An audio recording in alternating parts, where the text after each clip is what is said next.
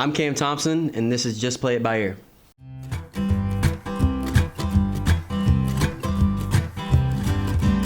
When life gets tough, don't sit on your rear. Grab some friends and play it by ear. Hey guys, welcome to Just Play It By Ear. We have a special guest with us today, Cam Thompson from Owensboro, just across the bridge, Owensboro, Kentucky. Welcome to the show, man. Thank you. Thank you for having me. Coming. Yeah. Cam is he's a musician, and he's a singer, and he started this during the pandemic, is that right? Yeah, about 5 years ago.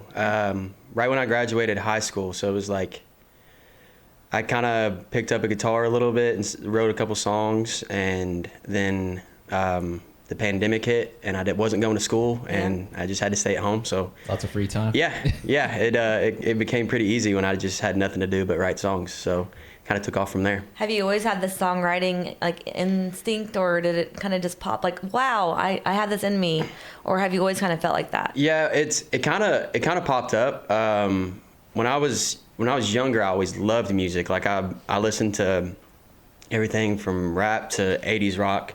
So I was just always kind of immersed in music, but I never really thought about writing songs really. I knew I could sing a little bit, but other than that, I was a really shy kid, so I would never sing in front of anybody. Well, I heard that you won like a singing competition in second grade. Well, yeah, we did a. He's like, how do you know that? Yeah, that's it. Yeah, it's some deep digging. We did a what's it called? Like a talent show? Or? A recital, Okay. kind of. And I was like, I had a solo in it. Like I won, like we were in music class and they were asking people to sing a solo part of the recital, and I sang it, and the music teacher was like, "Yep, you're doing it." What was it? I don't even remember now. Was it like a Christmas theme or just like something? No, it was. I couldn't tell you now. Like he's like, how does she know this? Is there a That's what video of this anywhere? Yeah, there definitely is. I would say there is. We're gonna need to post that in here. Yeah, we could. There probably So there's second definitely grade pictures. camp, Okay. Yeah. Okay. Yeah, but yeah, I was so nervous. I probably sounded terrible. I don't even remember it. That was like I got up, sang for 10 seconds, and then I walked back and like this. But yeah, it was cool. But I always loved music, and like when I finally decided, I was like, what if I tried to write a song? Like I didn't think anything was gonna come out of it because I was just a football player and a jock, if you want to say, in high school. So and I never told my friends I could sing, never sang in front of them or anything like that, and just tried it out, and it worked out, and I took it to Andy Brasher, and he was like, you got a good song here if you want to like kind of try to, if this is something you want to try out. And I fell in love with it immediately. So I got better at guitar and just wrote as many songs as I could. Did you teach yourself guitar? Is that what I? For the most part. So when I was a sophomore, this was like my start of my music, like love for music, love for country music, like was when I was a sophomore. I was just listening to country music every single day, and I was like, it'd be cool to learn how to play guitar and just be able to like strum around and stuff. And so I went to a guy named Tim Hicks from Owensboro that he teaches at one of the music stores there, and I was maybe with him for a month and a half, and this has nothing to do with him whatsoever. It has everything to do with me. I hated it. Like it was like the most frustrating thing to learn of all time. Yeah, I'm still right there where you were. Yeah, so I was just like, still there. And he was really good. He's one of the best guitar teachers in Owensboro, and I just got so frustrated, immediately quit it. I was like, there's no way. And then when I started writing songs again, I was like, all right, if I'm gonna write songs, I'm gonna have to learn how to play guitar. So I knew the chords and all the basics and stuff, and then after that I was like YouTube videos and everything else like that, which I need to still get a lot better, and I'm probably gonna go back to Tim. Because now that you kind of like Now I'm like I'm not good enough. I want to get better, and But now you can kind of transition a little bit more. My frustration is I know the chords, but I can't get my fingers to go there when I want them to. So I just want to slam my guitar against everything. So that's awesome because you started learning that at age 19, and you can get up there now and sing acoustic. Yeah. Just you and a guitar. Yeah, just acoustic shows. Pretty awesome. It's the fun ones. Where's some cool? You've played at the Listening Room. Where's some like the coolest venues that you've played at so far? Now that you say it, I mean, Listening Room's crazy. It's just like, it's so fun because they have rules on you can't talk while you're in there. If you're in the audience, you cannot. Yeah, I've been in there a couple times. Yeah, and you it's just kind of intimidating. I would assume like a little bit. Yeah, a little bit, because you're like, especially when you have like, so I played 3 shows there, and you're just with like top-notch songwriters that you don't know. They wrote, like, I was with the guy that wrote She's Country by Jason Aldean. That's awesome. Mm-hmm. And, you know, he gets up there and I sing my first song and like, I wrote this when I was 19 and it has like 10,000 plays on Spotify or whatever. And he's like, well, Jason Aldean cut this one. And but like, that's the most intimidating part of it. But like, I just love. It's almost, do you have like, I get like the imposter syndrome. Like, why am I up here? Yeah. But I mean, you're young, so like for me it's a little bit different because I'm older, so I'm like, okay, I should not be up here, but you have all this opportunity, so you should be up there. So well, remember that. Yeah. It's this is the intimidating part about it, is that, but I mean those are the obstacles you got to jump over, and if you don't, that's where you're gonna get stuck in the rut. Well, I remember my first time seeing you, and it was just kind of when you're getting started into it, and I remember you just kind of singing and sounded amazing. But you were, I think, probably trying to focus on the guitar and like singing. And just to watch you grow from where you were to now, like you're 2 different people. Like you've grown in confidence. You've grown like, it's like this kid could be like a big star. Like, thank you. You just kind of like, I'm like, once he believes in himself, like he's gonna be huge. Like, but it was just cool because like you were so brave to get out there and put yourself into that and learning guitar. Yeah, that's the hardest part about it, is just like doing it, like making yourself do it. Because like I said, I wouldn't even sing in front of my friends. Like when I first told my closest friends, besides like maybe 2 of them, that I was releasing a song, they were all like, "What are you talking about?" Like they're like, "You can sing?" That, yes. Yeah, and I was like, I can try, and I think it's okay. So if y'all want to hear it, but I mean, you think it's like being in a small town, it's kind of like. Yeah, it's like, because like in high school, everybody like knew me for football and everything, and they're like I wasn't in choir, I wasn't in band, I wasn't in like doing any of that stuff. Yeah, this guy's playing music. Yeah, what? He's a football player. Yeah, so it was a huge transition, like from fall to spring for me in my senior year, just being like, okay, I'm going to play sports. You can't play sports anymore because everybody's inside. Let's play music. So it's a big turning point. Yeah, I think everybody. Just everyone kind of shifted their ideas. Like, what are we doing this for? Like, if we're stuck in our houses for this long. Like, I think everyone kind of slowed down a little bit and was able to think, like, what else can I do? You know? And I think it opened the gates up for a lot of people, especially like you. You know, like your life was going like so fast, and you were just like on this mission to do this, this, and this, and then we had to stop. Right. And then you're like, what else can I do? And that opened up a huge gate for you. I mean, do you think if COVID never happened, do you think you'd still be kind of where you're at now? I don't think so. No? I think I would be still, I think I'd still be doing music, but there was songs that I wrote during COVID that kind of changed things for me as a songwriter, that made it feel so much easier, that I was able to take it and then learn from everything like that. Because if I wasn't, stuck in a house, I would probably be playing a different sport during that time, and just hanging out with friends and not having time to sit down and saying like, try to learn a guitar. Being like taking it as serious as I did. So that's the thing about it's kind COVID. Of weird because it was like weird, but it's kind of couldn't be a blessing. A lot of people saw it as a curse, and I saw it as a blessing. It's like, and I think it could be both. Yeah. For different people. Yeah, 100%. It was just like, I look back on it, and the funny thing is. I mean, I probably shouldn't say this because we were supposed to be inside, but I was hanging out with my friends more than ever and stuff like that. So, we all were. Yeah, like I look back on COVID and think like we're the COVID family. We're the COVID family. Like we all stuck together. Like we're the COVID family. We're stuck together. Yeah. So we were safe. I won't say we weren't. Like we only hung out with our people. Same. We hung out with the exact same people. Cause we're like, we get to sit here by ourselves. Like have some kind of like community. Right. But we had like a COVID community.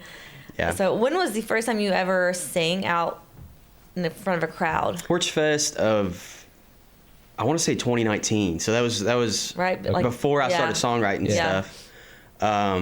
Elliot Sublett, who's now my rhythm guitarist, was on my parents' front porch, and he was singing, and my cousin kind of went up to him. She's friends with him. She kind of like went to the side stage and said, hey, like my cousin Cam can sing. Can he sing one song with you? And Elliot's like, okay, yeah, whatever. goes back to singing a little bit. She's like, no, like let him sing one song. And I'm sitting there telling her like, shut up, like stop. And he's like, you want to sing one? And I was like, I mean, if you want me to, like, I don't, I'm not going to go. He's like, no, we can come up and sing one. And I think what song was that?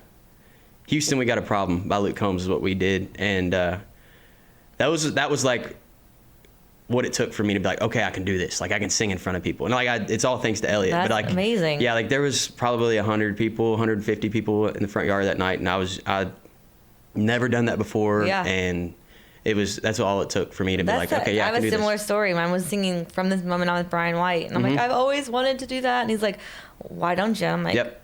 I don't know. Like, I'm from a small town. So, yeah. Like, and then it just kind of like gave me this confidence. Like, I can do this. Like, I just did it. So that's a cool story. And so since then, like, you play at the Porch Fest every year. And that's really cool. Like, for those that doesn't know what the Porch Fest is, it's held in Owensboro, Kentucky. Is it like during the same time every year? It's always the first or second week of June. It's like a giant block party. It's a block. Yeah. It's all country music. It's all very talented musicians locally. Yeah. And you go to him, and his whole entire yard is like sea of people. I see it, and there's a lot of girls out there too. Yeah, I see that. I think last year 2 years ago is when Mitchell played with me, and we had somebody try to do a head count, and it was a little over 2,000 or something. That's awesome. Crazy. And that's at the Porch Fest. Like, Yeah, I love it, but and you know you're gonna have these little teenage girls. You probably already seen it.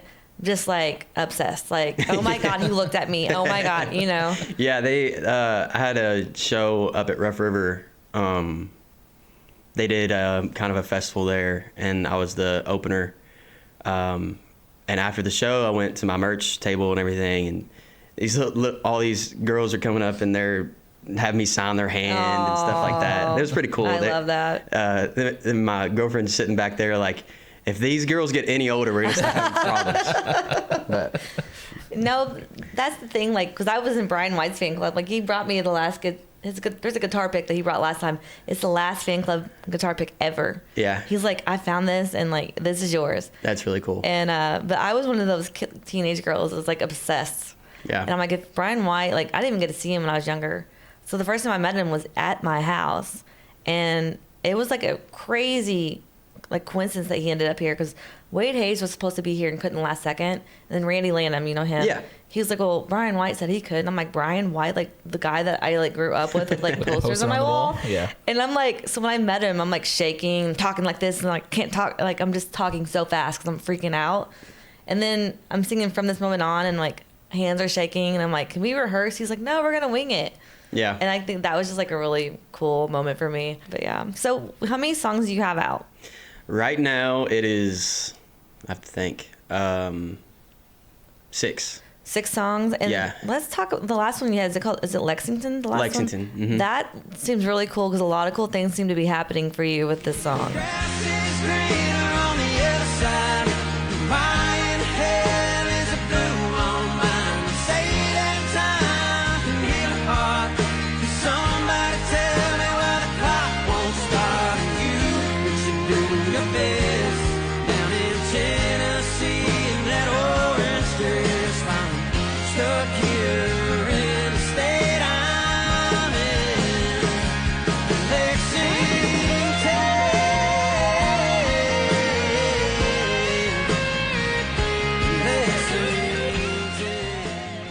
Yeah, I mean, turns out like all you have to do is name a song after a city in Kentucky, and then all the Kentuckians just love it. Yeah. I've always struggled with the social media thing, as far as just staying consistent, but also just figuring out what people like and what people want to see and all that stuff. And it was like my first TikTok that blew up was me saying, "Are you from Kentucky? We'll listen to this song." Yeah. And everybody's like, "Oh my gosh!" And they started commenting their area codes and stuff like that. That's fun. So yeah, it was really cool. And that's like, as far as just songwriting in general, that's probably one of my favorite songs that I've written. Yeah. And did you get to do like a pre-party for like one of the games or something? Because that was like advertised pretty, like Cam Thompson. And, yeah. It was the after party or something? Yeah. They, at Rep Arena, they played they played Purdue for their like first exhibition game, and they've been wanting to try this like after party or pre-party thing out for a game for like the longest time,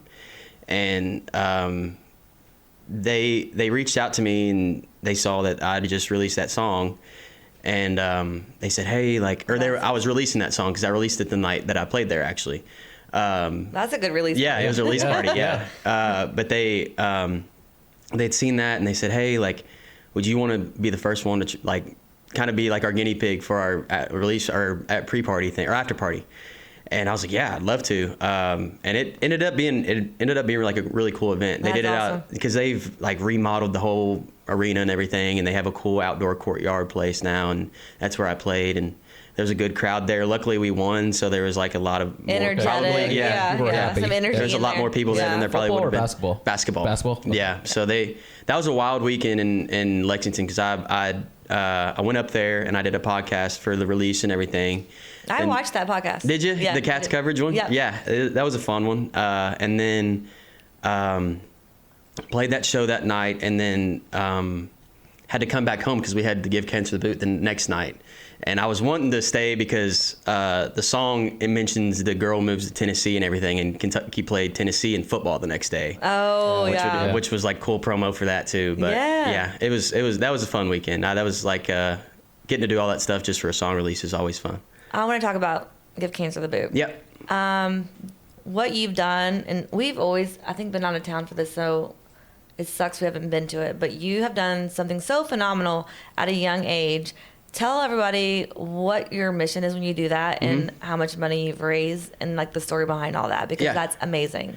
So it gives me goosebumps saying it. Yeah, no, I know. It still does me too. My mom was diagnosed with breast cancer in 2023. It was October of November of that year, and it was a tough time for my family and everything. But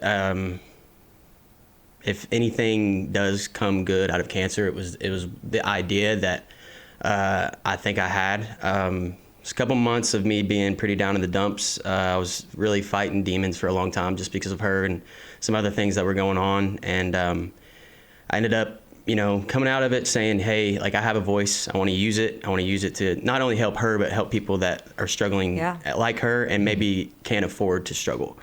And I kind of got with Mitchell, that one of my buddies that I've mentioned a couple times. He's the lead singer of Sons of Habit. But I got together with him and I was like, hey, like we should do a Kentucky tour where we go around and just play in random bar gigs in Kentucky, and like we donate our tips to like cancer research or something like that. Oh, that's so good.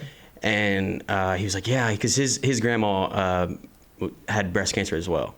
So he was like, yeah, definitely we need to do something like that. And we kind of figured some things out. We did a couple shows, and ultimately kind of didn't turn out to what we wanted it to be. So I went to my dad with that idea, and he got with my aunt, my mom's sister, and they put together something 10 times as big. They got with the hospital and the Mitchell Memorial Cancer Center, and they said, we want to put together an event that raises money for cancer patients and survivors that can't afford gas to get to their chemotherapy or can't afford their chemotherapy, just anything that can, like, because my mom's story was, it was really hard, but like we were fortunate enough to where she couldn't afford to pay for the treatment and everything. And there was so many people in the building doing this treatment at the same time as her that are like, they could hardly afford to do it. So we came up with the idea, Give Cancer the Boot. And Aaron Kaiser, who's a good friend of mine and my dad's, a world-renowned painter. He's been, I've known him for a long time. I went to school with his daughter, and he's an unbelievable artist. And so he was like the first person we thought of to like kind of help promote. And he came in, he said, yeah, I'll do a couple speed paintings. And if you haven't seen that, it's unbelievable. But he oh yeah, I know exactly what you're talking about. Yeah, so he paints that's amazing. Yes, paints it upside down, then turns it paints it in 5 minutes and turns it over, and you see what it is. I've seen that. It's crazy. Yeah. So he did that with us. Mitchell opened up the event last year, and then me and the band kind of headlined it. And we ended up raising $73,000. Oh my gosh. Yeah. Awesome. That is so amazing. Yeah, unbelievable. Like that is so amazing. I didn't think that number was possible. And then after that, the cancer center was like, well, we got to do this every year. So you kind of tied yourself in. Dude, I was like, if there's something that I want to be tied in with that, it's definitely that. So this year we upped the number to 83,000. Oh so my God. It's been pretty cool. That is so awesome. great. Thank you so That's much. awesome, man. That's great. It's one of those things is like I tell that story like in a shorter version like at almost every single one of my shows because I think me as a musician I'm kind of put in this position to like hopefully change people's lives and that's one accomplishment that I'll always cherish. And that like I think if nothing ever happens again like that. Exactly. That's what I always tell people. I mean, that is. Yeah. I'm over there like trying not to cry. Like that's got to change some families' lives. Changed, right? No, it does. Yeah. He did. You've changed people's lives. Well, thank you. I mean, that's the goal now. That's this. Hopefully, we can turn it into something that goes outside of Owensboro and maybe across the region and maybe the country someday. So it's just it's building year by year. Let's make this happen, guys. Let's get this going like this. I mean, you're doing it for a good cause. You got a good voice and you've got a good heart. Thank you. And that's going to take you places. Yep. So. Thank you. Well, so, seriously, I have like tears like welling up in my eyes because that's such a great story. You ask a question because I'm. So Lexington was your last single out. What's in the works now? Actually, I just when I went down and recorded Lexington, I recorded another song with it, and it's called Wings. It's my first love song I've ever written. When I was young, in college and high school and everything, I had written so many like breakup songs and heartbreak songs and kind of just everything else under the sun. I wrote a song called Women Made Me This Way, so the exact opposite of a love song. I actually love that song. But like I'd always had trouble. Like I'd try to sit down and like write love songs and I couldn't. Like it just could never find the words. Met a girl when I was, didn't meet her. We were childhood friends and then kind of reconnected a couple years ago. And all that kind of changed. I sat down, wrote this song, and it came out in like 30 minutes. And those are the best. Yeah. It talks about how, she's kind of brought me closer to Jesus and everything like that. So awesome. Wrote that one last year and went down and recorded it with Lexington. We did it in the same session and hopefully releasing it. Kind of like working on like how I want to work out the promo and all that stuff right now. So the plan is to release it in February, but on Valentine's Day. Yeah, Valentine's Day would be a good time. Yeah. So like the next Max McNown. I knew you were thinking that the whole time because we don't. Have you seen? Do you know Max McNown? I know the name really well. He kind of has his look. Yeah. And I didn't know she'd have brown eyes. Oh yeah, that one. Yeah. Okay. Yeah. But I just look at the comments. It's so funny because it's all like older women. Cougars like, ooh, that could be my grandson. So he pops up on my feed because he watches them all the time, and I knew he always like watched the comments, and so I put, "What about the blue-eyed girls asking for a friend?" And he said, "You can tell that part. That's hilarious." Oh, you were getting your hair done at the time, right? When I texted you that. Yeah. Yeah. So I was scrolling because another one of Max McNown's. Song popped up. So the reason Max McNown pops up is because of him. Like I didn't even know who he was. It's just funny. I like to look at the comments because it's all the Cougars like hitting on this guy. And first thing at the top pin is Kayla, my wife, asking what about the blue-eyed girls? I said asking for a friend. Yeah, I was like, well, but I almost knew he'd read it. That's funny. Like, I'm gonna see how much like obsessed he is with him. I was like, wow, okay. I knew he would see it. That's hilarious. So, we were talking about this earlier. It's like your biggest following is probably like younger teenage kids. All my following is like men over age 40. Yeah. So it's kind of cool because like everyone has like this audience that they're singing to. I actually try to connect with people that's grieving because I've lost family members and like I felt like I was in a hole and I'm trying to like give this message like if you can get through that, you can. Right. There's light on the other side because I thought I was in this dark hole forever too.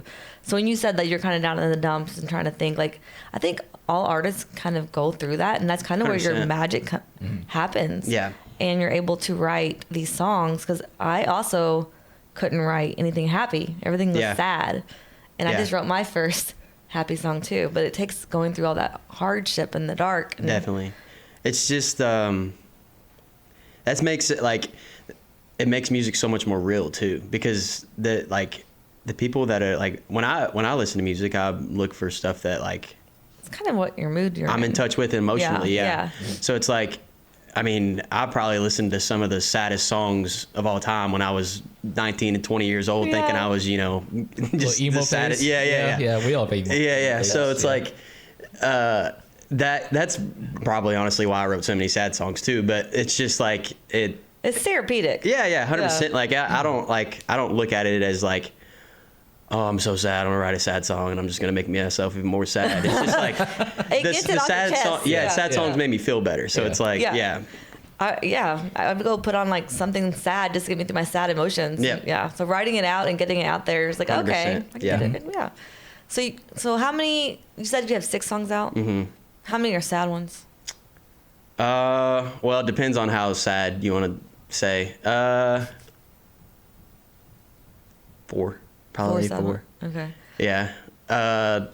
Women Made Me This Way is definitely not a sad song. That's kind of like a cute little storytelling song, like a little like I was when I wrote that, I was don't tell my mom this, but I was 19 and you just told your mom. I know she's not listening, but I always say that she's in the crowd and she's Mom. like, I already know, but she's I wrote that when I was 19. I was in my dorm room at UK, and that was still during COVID, so we weren't going to classes. I was online classes and stuff, and I was just kind of messing around on guitar, and had a couple of relationships not go the best. And college is when you have a lot of fun and you have good times with friends and stuff. So it's like, who needs women when you got good friends like to have a good time? And I was talking about drinking and smoking and stuff like that. So but I was. Wasn't doing any of that, but Mom, he was not doing that. Yeah, I was not doing any of that. But I sat down and wrote that song pretty quickly, and I showed my roommate, and he's like, "Dude, that's your best song." And I was like, "For real?" And he's like, "Yeah." And I brought it to all my friends, and they're like, "You got to get that out like ASAP." That's gold. Yeah, they loved it, and I put it out like no promo or anything. I wish I promoted that song more than I did, but it ended up like I think it has. Let's promote it right now. Yeah, we can. Yeah. It's out there. What's the name of the song? Women Made Me This Way. Women Made Me This Way. Go listen to that right now.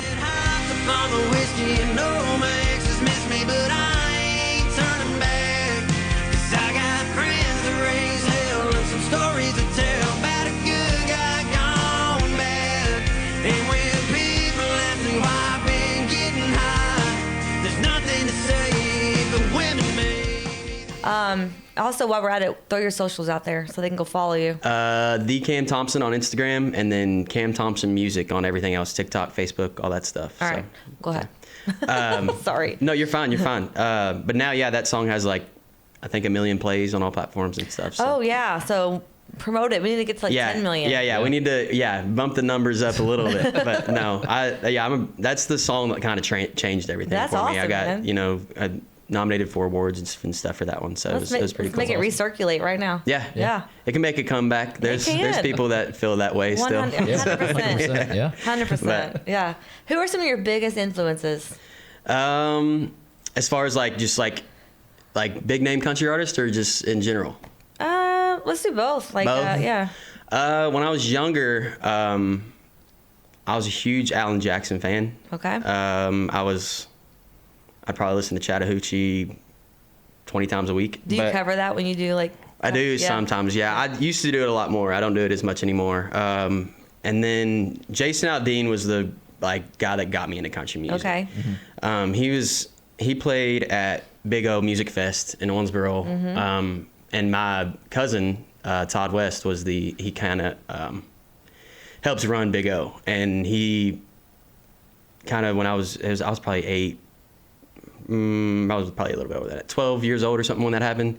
And it was right when Jason Aldean had come out with Big Green Tractor. And I love that era of music. Yeah. His like 3 first number ones he released right before Big O Music Fest, but they had booked him before those songs came out. Okay. So he had come in and he put on an awesome show. I didn't get to go because I was too young, but they cousin comes back and tells me like how cool of a guy he is and like how great his music is and all this stuff. And I started listening to Jason Aldean, and like he got me into country music. Like I was like, I don't know if I'd be a country fan if it wasn't for Jason Aldean. Yeah. So yeah, he's got a big style. one. Yeah. Yeah, he was sure. like when I was like first starting out. It's changed a lot now, but when I first started out, I was like, if a producer asked me what I sound like, Jason Aldean, like I didn't know a lot about myself as an artist. You were trying to find your own voice. Yeah. You found it. Yeah. But it was he's a huge influence as far as like musician type, stuff. I think so that's your like celebrity ones, but I think I already know like I feel like your grandfather and your dad. Yeah. Are your big influences. Yeah, as well. they, as far as like just life in general, they couldn't be more blessed to have them in my corner. They both, very upstanding men, and they've kind of taught me how to be a man and stuff and everything as far as from sports to school to just life in general. It's just been, I would not be the person I am. Yeah, that's the thing is like, my granddad used to always tell me when I was little. He was my principal, by the way. Yeah. He's pretty famous around southern Indiana and Owensboro. But he would always tell me when I was little, like when I was going to sports or anything else, he's like if you're early, you're on time. If you're on time, you're late. That's how I grew up too. Yeah, yes. And like he would just have sayings like that with me all the time. And my dad was the same way. He grew up in a very unfortunate circumstance. He lost his dad when he was 10. So he kind of grew up without a dad, and kind of against all odds became the person that he is today. And they're just both super inspiring people that I just wouldn't be the person I am today without them. So and those are the people you need in your corner. Yeah, 100%. They're just like, they're also the ones that come to every single show. Like I think my granddad has missed, say I've played 500, he's missed 5. So it's like, that's amazing. I went and played in Nashville, I guess it was 2 Tuesdays ago, it was a couple weeks ago. And I was playing at 10 o'clock at night. It was a late writers round. And I told him I was going, and he was on speakerphone with my grandma, and I said, I was like, I'm playing a writers round down there. He's like, okay, well, let me know when you're leaving. I'll drive you down there. And my grandma goes, absolutely not. he was like, I just want to go watch. He was like, it's so 10 o'clock on a Tuesday. Proud, yeah. So I was like, what he does now. He's tired, right? Yeah, he's got time. He can do whatever. Time to sleep. But he does not miss shows. If he does, it's because Grandma's keeping it home, and he needs to be at home for a little bit. He's the best. That's his joy. Yeah, that's really cool. He's one of those that his grandkids' accomplishments are like, that's what means everything to him. So he's one of the best. That's awesome. Mm-hmm. So what other things are you like? What's your big like? Everything you're working like project wise, and like what's your next step, next goal? So this year, I'm kind of trying to get into the festival scene. And you actually are in one coming up. Yep. That's a pretty big one. In August, yeah. Yep. They Red, White, and Boots. We're doing the first Fridays thing, the Friday before, opening up for Tyler Reese Tritt. So that's pretty cool. And that's Travis Tritt's daughter. Mm-hmm. Yep. But yeah, that's the goal. I'm kind of taking a step back from the bar scene, and like I love playing bar gigs. It's not nothing to that, but like it's just the next step you have to take kind of to make it separate yourself a little bit. It's great practice too, being in front of people, 100%. And I mean it's fun too. I love doing it. It's fun. Yeah, some good crowds. They just trying to get in the festival scene. Working on going out west, playing out there a lot, and just expanding my horizons is the main thing. What's out west?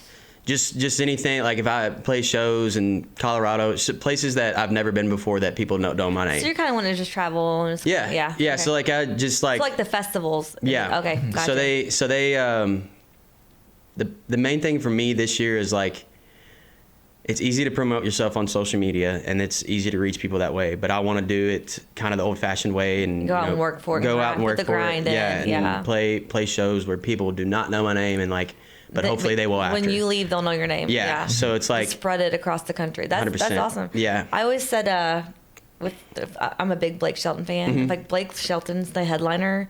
And then there's all these other people, and then all these other people. If I'm like that little bitty baby name that you can barely see at the bottom, like that's my goal. Like that's all I want to do, just be on that little paper. But yeah. Yeah, they're that's the main goal, is just to expand my horizons as much as I can this year. Hopefully come out with an EP. I've been doing a lot of writing. Some of the, like, I've had writer's block for a really long time. Like, I've struggled with, I'll sit down, I'll write half a song and never come back to it. We all do. Mm-hmm. And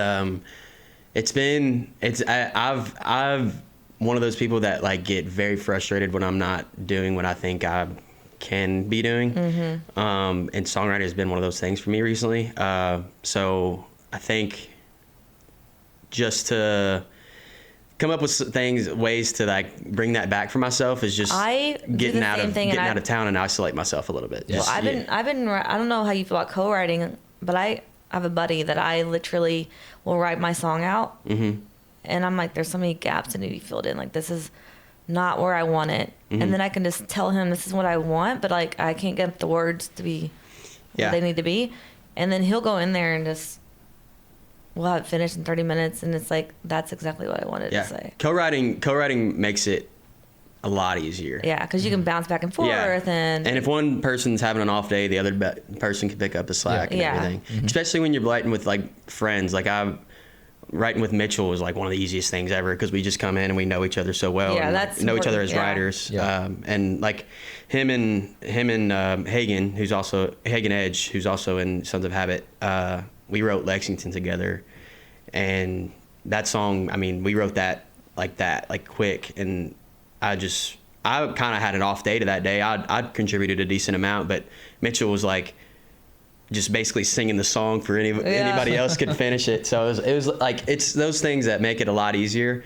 I've always been a solo songwriter. Like, unless they're, like, I'm really close with people, I enjoy songwriting still, but I don't love it as much as, like, I don't like when it feels like a business meeting. I have one person that I co-write with, and we'll get on Zoom calls because it's my guitar player, and like, he and I, like, are able to bounce off, and he's just like, well, how do you feel? Like, he'll get the emotion out of me, and then we'll just make it happen. And it's like, wow, like, it's just amazing. Like, when you find someone, like you said, like, that gets you. Yeah. And is able to, like, kind of just, like, finish your sentence for you. Right. Yeah. So it's like, it makes it so much more fun too. And I'm like, we're sitting around a fire and drinking beer or something. And then when you both agree with it, you're like, oh man, we just created something great. Exactly. Yeah. Yeah. And then I don't mind writing in Nashville. Like, I think a ton of great songs come from, like, going down there and writing songs. But the only thing I do not like about it feels like a business meeting. Like, I feel like I'm going in and, like, okay, we got 3 hours to get this done, and the song needs to sound like this. Like, it doesn't feel as authentic. Yeah. But it also, you know, like, it also depends on if you gel with the people that you're going to write with and stuff too. For sure, so, yeah, it's a weird thing. But I think, like, I've always taken a lot of pride in, you know, writing all of my songs. Yeah. I think because it's how I feel, and people connect with that, and I think that's something that I'm gonna hold on to and cherish for my whole career. I don't think I'll be taking a lot of outside cuts. I've done it before, but, you know, it just depends on the. Yeah. Just depends. So. Sometimes you might get a song though that fits you 100%. Exactly. And it's like, I can't turn that down. Yeah. If especially when, you know, like I listen to music so often, and, like, I hear a song, I'm like, dang, I wish I wrote that. Yeah. But if you get something pitched to you, like, if I wish I wrote that tells me that I should probably, you know, cut it. Yeah. So. I was talking to Brian about this. How I was like, when I was a kid, I would, like, sing on my bed, just stuffed animals, like, pretending it was my own show. He had written a song about that. No kidding. And he's like, it's been sitting here, and I think it fits you. And so, like, I'm going to cut that song. Yeah, I didn't write that's really cool. But it's like, he's like, this is your song now if you want it. And I'm like, oh my God, like, that's me. Yeah, so, that'd be the 100% the reason. To take an outside cut is if you connect with it well. What's, like, a fun fact that no one knows about you? Probably have a couple. I'm adopted. That's one of them. Not a lot of people know that, except for, I guess, I wrote a song a long time ago that was about adoption. It's no longer on any platforms. I think I'm gonna maybe my dad remaster adopted me. Yeah. My dad adopted me. Yep. So that's one. I'm colorblind. Are you really? Really? Yeah. Okay. That's What color is my shirt? See that? Well, black's pretty easy. What color are my pants? that I couldn't really tell you. Orange or yellowish. That's kind of Yeah. But the funny thing about colorblindness is, like, as soon as like I always get asked like, what color is this? Especially when I was little. That's the first thing we did. Yeah, no, but especially when I was little in elementary school and stuff, like people would just ask me like, what color is my shirt today? And I'm like, well, so I learn colors the same way everybody else does. Like when I see red, it's the same red as you're seeing. I just see it differently. So like I learned red is red. It just looks a lot different. Yeah. But like there's when you get into like mixing colors up, it's like I can't tell if that's red or purple or pink. Well, it's like if like yellow and red on stoplights look exactly the same. So I have to memorize like what color. No way. Is really? In the like the order of the colors. Okay. I've never heard of that. Have you? No. That's insane. Yeah. So like, my colorblindness isn't even that bad. Like I have a friend that like almost sees in black and white, and that's when you can't like ask them colors because they don't know. Yeah. Okay. But mine is like I can see every color. It's just that a lot of them, when they're muted, they look pretty similar. Like dark green and brown look very similar. Navy and black are close if it's like a really dark navy. So my computer has lots of lights on it right now. Can you see the difference in the flashing? Yeah, because they're neon maybe. Yeah, but it's see the differential of like when they rotate. I couldn't tell you. Like I see how that just changed a lot. Mm-hmm. But like if it goes from purple to pink, that's going to be tough for me to see the difference, especially when it's going quick. Yeah. That's I really have to look at a color. That you're colorblind. Yeah, it's the stoplight thing is what gets me though. You get to memorize the order. Right? Yeah, so I've had trouble before. Like if you know how they have the reflective things on them around the. Yeah. Some don't, and Owensboro especially, they don't have the like yellow reflective stuff around them. So like at nighttime when you can't see where the light's at, like, I have to play it safe and say, okay, that light's red. It's not yellow. I'm not gonna. Like, oh my god! I've ran one before. And my cousin was like, you know that light was red. I was like, no, it's definitely yellow. Oh He's like, my no, gosh. Would that pass in court?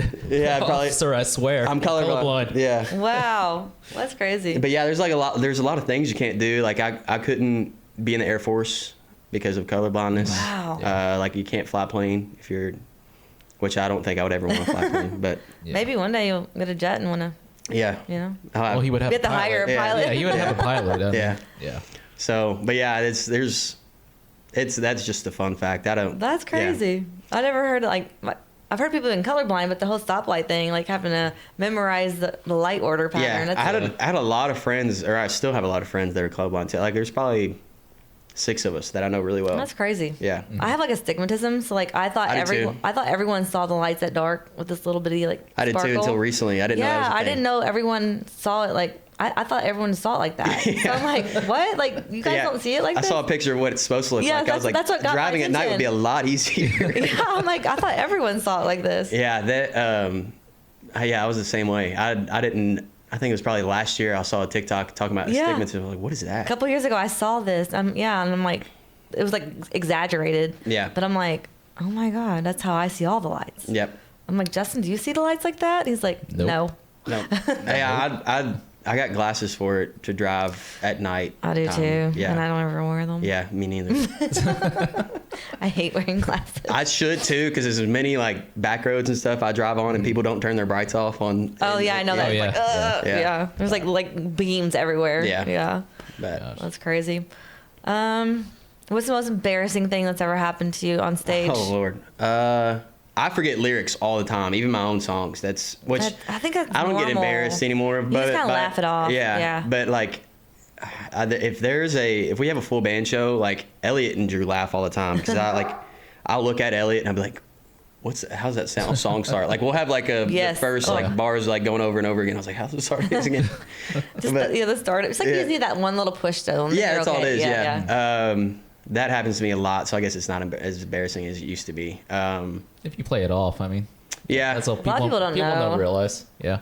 I haven't fallen or anything yet. That'll come eventually. Yeah, knock on wood. Yeah. That's definitely going to come. I've seen so many people fall on stage. Morgan Wallen's fallen. I mean, everybody's fallen. Did you see Ernest? It was like a year ago. He fell off bad. Where at? It was at a huge. He was opening for Morgan Wallen, so there's probably 50,000 people there. Oh gosh. Oh man. He was. Oh, he's singing Flower Shops, I think, and he was throwing flowers off the stage, and he misstepped, fell off the front of the stage, and then fell on the railing. Gosh. Yeah, and like ended up in the crowd pretty much. Oh my god. Then he stood up and played it off. Yeah, you well, have to. yeah. I've seen Luke Bryan fall so many times. He's goofy though. He plays off so well. He'll just sing from where he fell. Like he doesn't care. I've seen him fall a lot. That's gonna happen to me eventually. As much as I move around on stage. Oh no, like that's I'm not looking forward to that. Yeah. Stairs are tough. Yeah, but at least you don't have to wear heels or anything like that. Yeah, but so I've always played on wood stages or like carpet. Like I've never played on like the metal stages up until like a year and a half ago when I started playing festivals and headlining shows and stuff. Slippery. And the metals. Wood bottom boots on metals, like on that ramp that you have to go up the side. I went up and I had to go to the other side of the stairs because I couldn't get up the ramp with wood bottoms. That's hilarious. I can't think of anything else. I've been pretty fortunate to not have like anything crazy happen to me. At least any that I remember. If it has, I put it in the back of my mind. Yeah, like get that out. No one's gonna remember that. Yeah. No record of it. Get that out of here. Where is your dream venue? Like if you play, you've already played at the Grand Ole Opry. Mm-hmm. Oh my God. Tell me about that because I think of all the venues in the world, I think that'd be like my dream, but I also feel like I'd be scared to death because that circle, like, oh my gosh, I feel like I'd be like shaking literally in my boots. So it was part of a competition thing. So I still look at it as getting to play on the Grand Ole Opry stage. It was a huge honor. Yeah. But like the day that I still hold it back to the day that I play there, like, for my own show. Yeah. Like that's going to be a different accomplishment. Yes, okay. I see what you're saying. It was. But how did it feel to stand in that circle? Kind of like almost the eerie feeling, because it's like like Hank Williams Sr. sang in that circle. Like it's been there for so long too. It's like I don't know. It was like the nerves for that were like it's like different than everything I've ever felt. Their DNA is like in this. Like all these people, Sweat and everything dried up. Yeah. Like that was kind of unexplainable how you feel. Like the nerves are in that one so much. Yeah, different. I'd sing and be like, I don't remember anything that just happened. It's how I feel like that would be with me. I couldn't imagine. So we were lucky enough to have like a band behind us when we were doing that. I couldn't imagine going out there and playing by myself acoustic which I guess it was kind of the same playing, like holding a microphone by myself. But it just was crazy. Did you get to go to like the green room and all that? Yeah. Oh my God. Yeah, it was really cool. That's crazy. They were really strict. They told they wouldn't let us go in certain spots at first. I don't even know if they knew what we were there for at first. Like, cause oh really? Yeah, there's like 20 people and like I knew they knew they were having an event, but like they've had to like single out or like, okay, who's part of the competition? Like you can come in this room and you can't go past that hallway. Like they're really strict on what we could do. But like it was, you saw like Travis Tritt had like his shadow box thing with his records in it and stuff, and they have a whole hallway of like different artists that have played there, and like they had like tickets from the first time they played there and stuff like that. Like Loretta Lynn was in there, Dolly Parton. Yep. It's really cool. What an honor just to step in those. Yeah, it's that I'd like that more than singing, like just seeing all the people that have been there, like, oh, like Hank Sr. sat on this same couch. It was like. What's funny is like I feel like when we're younger, we don't realize. Yeah, don't appreciate it as much. And then the older you get, you're like, because when you're trying to pursue it, you're like, wow, they did it. Yeah. They did all that. Like. And they're in the same shoes as you want at one point. Oh yeah. Mm-hmm. That's exactly right. So. Yeah. That was like that. You can't really explain the feeling of that place. I would assume the Ryman is pretty similar if you go backstage there. Mm-hmm. But Grand Ole Opry is like, it's an eerie feeling because you just know all the people that have been in there, and it's like you have to block that out. Like, okay, no one's ever played here. I'm the first one. Yeah. If I'm thinking, oh my God, all of my favorite people have played here. Yeah, it's some random. You just got to treat it like it's some random stage in Owensboro or something, and it makes it a little bit easier. So, Cam, do you have anything else coming up that you like to promote or tell anything else about? Yeah, just probably Wings, the single, and then I'm gonna have an EP that I'm gonna work on. Hopefully, the first year we'll start recording and stuff. Awesome. And then just, some big festival, hopefully some big shows. I'm working on those right now too. All right. Well, thanks for coming. Before you go, we have, every segment we have a Grippo segment. We need like a little clip like this is for Grippos. Grippos. Only in Southern Indiana. Famous ship in Southern Indiana. Right here. He actually. Right there. He actually knows about Grippos, but we have all our guests eat a Grippo on podcasts. Yeah. So you just eat a Grippo? Eat a Grippo. There we go. Yeah. And Grippos, baby. And do you agree like that's like one of the best barbecue chips ever? Yeah. I grew up, one of the first times I remember I ate Grippos, we were in first grade, and my friend that like loved spicy stuff brought him into class, and like as a first grader, I didn't like spicy stuff. I thought obviously Grippos were too hot. We were like sweating when he let us all try it in class. All right. Well, thanks for coming on the show, guys. I appreciate it. We're excited to watch you grow, and it's been really fun to watch your journey. And Give Cancer the Boot. That's amazing. Thank you. I'm very proud of you. So thanks for doing this podcast with us, and we'll be following you, and we'll catch a show soon. We're gonna go to the one in Huntingburg. Cool. If you can. Certainly. Sounds good. All right. Yeah. Well, guys, Thank Cam y'all. Thompson, thanks for tuning in. Yeah. Thanks, guys. See ya. But you showed up, you showed you cared, and I just couldn't believe it. My first instinct was to push you away, but I